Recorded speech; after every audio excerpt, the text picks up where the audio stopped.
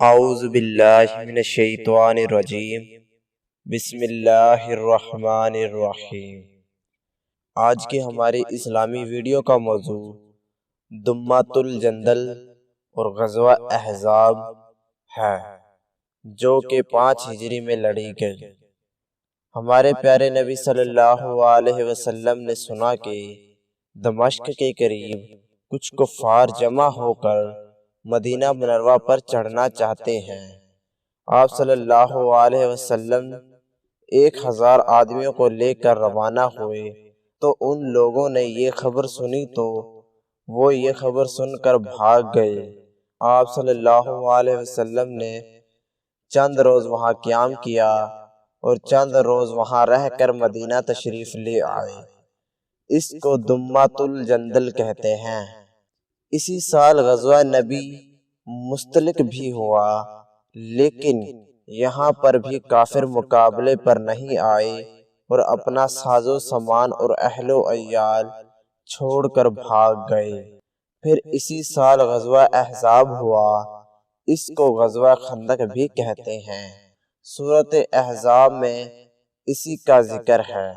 یہ لڑائی اس وجہ سے ہوئی کہ پہلے تو آپ کو بتایا جا چکا ہے کہ یہودیوں کے 2 قبیلوں کو، جنہوں نے معاہدہ کی خلاف ورزی کی تھی، ان کو ان کے قلعوں سے نکال دیا گیا تھا۔ چنانچہ انہی میں ان کا ایک آدمی اپنے ساتھیوں کو لے کر مکہ جا پہنچا اور کافروں کو لڑائی کے لیے آمادہ کیا اور اس کے لیے بہت کوشش کی، یہاں تک کہ 10,000 کافروں کی فوج مدینہ منورہ پر حملہ کرنے چلی۔ ہمارے پیارے نبی صلی اللہ علیہ وسلم نے مسلمانوں سے مشورہ کر کے مدینہ کے پاس خندق کھودنے کا حکم دیا اور وہاں اپنا لشکر قائم کیا۔ کفار آئے اور خوب تیر اندازی کرتے رہے۔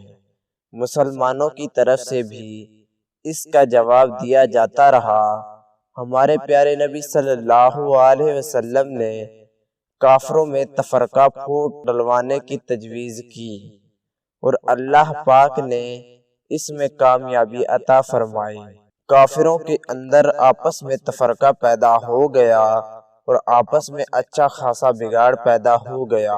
اسی دوران اللہ تعالیٰ نے مسلمانوں کی مدد اس طرح کی کہ ایک زوردار ہوا بھیجی، جس سے کافروں کے خیمے اکھڑ گئے اور گھوڑے بھاگنے لگے۔ چنانچہ اسی رات کو کافروں کا لشکر واپس چلا گیا۔ اب اس جنگ کے متعلق قرآن پاک کی چند آیتیں سن لیں۔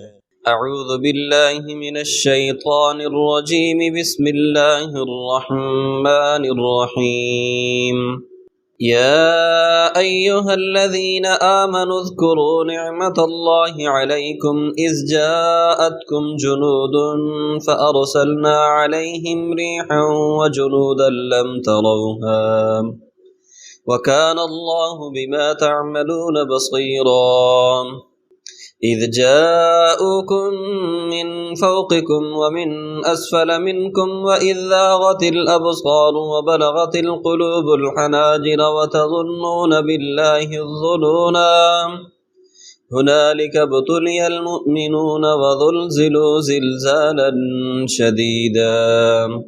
ترجمہ: اے ایمان والو، اللہ کا انعام اپنے اوپر یاد کرو جب تم پر بہت سے لشکر چڑھ آئے، پھر ہم نے ان پر ایک آندھی بھیجی اور ایسی فوج جو تم کو دکھائی نہ دیتی تھی، اور اللہ تعالیٰ تمہارے اعمال کو دیکھتے تھے جب وہ لوگ تم پر آ چڑھے تھے، اوپر کی طرف سے اور نیچے کی طرف سے بھی، اور جب کہ آنکھیں کھلی کی کھلی رہ گئی تھیں اور کلیجے منہ کو آنے لگے تھے، اور تم لوگ اللہ کے ساتھ طرح طرح کے گمان کر رہے تھے۔ اس موقع پر مسلمانوں کا امتحان لیا گیا اور سخت زلزلے ڈالے گئے۔ اس کے آگے پھر اسی جنگ میں جو حالات پیدا ہو گئے تھے، اللہ تعالیٰ نے اس کو بیان فرمایا ہے اور اس کا نقشہ کھینچا ہے۔